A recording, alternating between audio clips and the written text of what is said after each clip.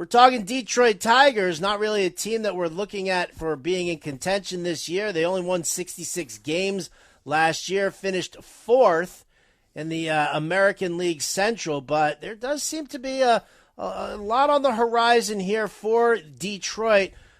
Jim, let's start off with the Tigers' offseason. Did they get better? We'll have to wait and see. I think perhaps they did. Scott Harris took over as general manager. I think that's going to be an upgrade and an improvement. He comes over from the San Francisco Giants, where he was GM under Farhan Zaidi. Before that, he worked for Theo Epstein with the Chicago Cubs, well respected in the industry. So, he didn't have a lot to work with when he went to Detroit, so he made some trades and basically took two of his best relievers and said, I better trade them to try to get better. Traded Joe Jimenez to the Atlanta Braves in return for left-hand pitcher Jake Higginbotham, and more importantly, outfielder Justin Henry Malloy. Henry Malloy is a guy that's going to hit. He's got power, and I think the Tigers will win that trade when it's all said and done in 2 or 3 years. The Braves were desperate to get another reliever because they lost Kenley Jansen to the Red Sox in free agency, so they were willing to give up Henry Malloy, but I think that's one trade they may regret as time goes on. They made a couple of other trades. I won't bore you with all of them, but the biggest trade that they made, and the biggest trade that Scott Harris has made in his career, is he traded left-handed closer Gregory Soto, who throws 100 miles an hour. He goes to Philadelphia. In return, they get Nick Maton and Matt Verling. There were a couple other players in that deal, but Maton and Verling were the keys. Maton is expected to start for them as of now at third base, and Matt Verling is competing for a spot in the outfield. But they like both players. They were both utility players, extra players for the Phillies, but both may have a chance to play for Detroit. In free agency, they brought back Matt Boyd on a 1-year, $10 million deal, and then they also signed former Angel and Reds right-hander Mike Lorenzen. He gets a 1-year, $8.5 million deal, and that was basically their offseason moves. All right, well, let's see if the offseason moves translate to some fantasy deliciousness around the diamond. Let's talk about what Detroit's got on the field. Eric Haase is there behind the plate with Jake Rogers backing him up. Spencer Torkelson at first. Jonathan Scope at second. Nick Maton at third. Javi Baez at short. Looks like Akil Baddoo, Riley Green, Austin Meadows in the outfield with Kerry Carpenter looking like the DH. Jim, from fantasy standpoint here, who do you like? Riley. I think Riley Green is going to be a superstar. Absolute superstar. Now, the problem in fantasy, unfortunately, is as much as I'd like to scream and yell for him, the problem is the lineup around him is not good enough. And so you can pitch around Riley Green. It means he's not going to get the runs that you need from him. You're not going to get the RBIs. I do think you'll get average, and I think you'll get home runs from him. I do. This guy's going to be a star player. But it's interesting because the team you're on matters, right? If this guy was on the New York Yankees, we'd be talking about a superstar. We'd be talking about the second best player on the team to Aaron Judge. We'd be talking to him like we're talking about Anthony Volpe.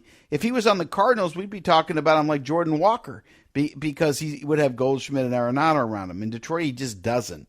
And that really deflates his fantasy value. And that's why, he's sitting near the end. And there's no chance he gets traded because he's their future. Right. I like Riley Green. But again, when we're in competitive leagues, no matter how good he is, if you can't give me runs, RBIs, and stolen bases, then I can't win with you. But I do like him. And I have drafted him, but not as a starter. I like Spencer Torkelson a lot. And I know he didn't hit last year. And everyone goes, what are you talking about? I still think he's going to be a 25, 30 home run, 100 RBI guy. I think he's that kind of bat, and I'm sorry that he didn't do well his rookie year and he got in a funk and couldn't get out of it.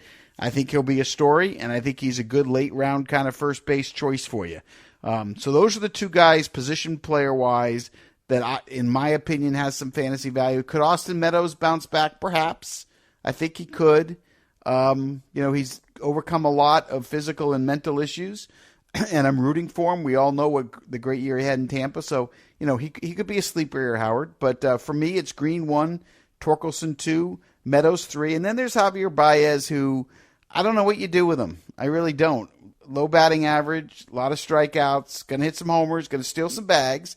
I think the bigger bases and the new rule for pitchers that he'll steal more. But again, not a great lineup, not a lot of runs and RBIs because not a lot of people around him. And not being a competitive team, I don't see the same intensity with Javier that I saw in Chicago, which has been kind of disappointing. So I guess Green, Torkelson, Meadows, Baez can all be in the conversation, but it's going to be tough. It's going to be tough in fantasy because of the lack of lineup around these guys. Lack of lineup around, and a lot of lefties in this lineup, too. You're looking at Carpenter, Baddoo, Green, Meadows, Matan. They're all left-handed hitters. So sprinkling in a couple of righties is going to be interesting to take a look at. Let's go to the mound here. Anything to love here on the mound for fantasy? Eduardo Rodriguez, Spencer Turnbull, Matthew Boyd. Ugh. Yeah, unfortunately, Casey Mize still coming back from surgery. Matt Manning trying to get healthy here. Hasn't looked good this spring either. So Eduardo Rodriguez is the one starter that makes some sense. He does have a chance to give you the strikeouts and double-digit wins. So I think if you're going to take a starting pitcher off Detroit, it's going to be Rodriguez. I can't see anyone. I think A.J. Hinch would try to sell you on Spencer Turnbull. It's just a hard sell for me. So I would say Rodriguez is the one starter. So Riley Green, position player-wise, and Eduardo Rodriguez, starting pitching-wise, is probably the two best bets on the Tigers. Do not even need to spend up for Eduardo Rodriguez. That dude's ADP is so far down right now. You're talking about even in I don't even know, in a 12-team league. In a 15-teamer, that guy's not going earlier than the 24th round. Well, and that's too early to take him, too. So if someone wants to take him in the 24th, you take him there because that's too early for Rodriguez, let me tell you. Any love for the bullpen here? Alex Lang, sure. Jose Cisnero. Yeah, I think, isn't Lang the front runner to get the saves? He does seem to be.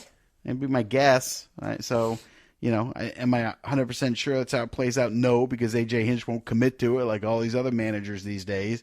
But if I were to guess in a late round, Alex Lang would be the guy from that bullpen that I would take to try to get April saves. All right. It doesn't sound like a really ringing endorsement there, so we'll just move along. And let's talk about what they have maybe on the horizon.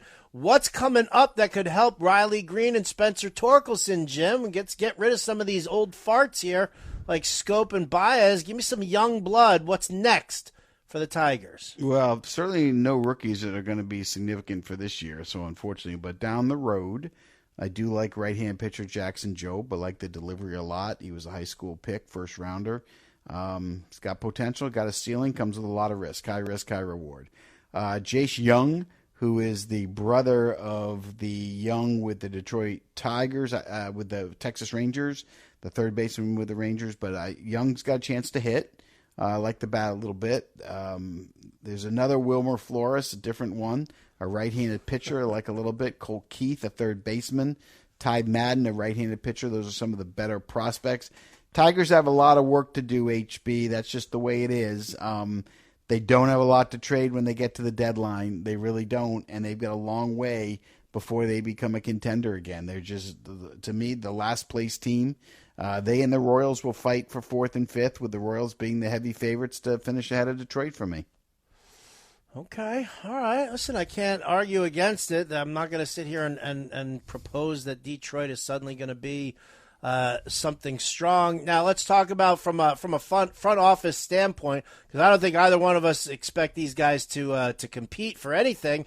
Does that mean that we could see guys like Scope, Baez, Meadows even? Could we see those guys on the move? Absolutely, you could with Scott Harris. Anything is possible here. The only guys that won't be on the move are Riley Green and Spencer Torkelson. I think everyone else has to be in conversation for sure.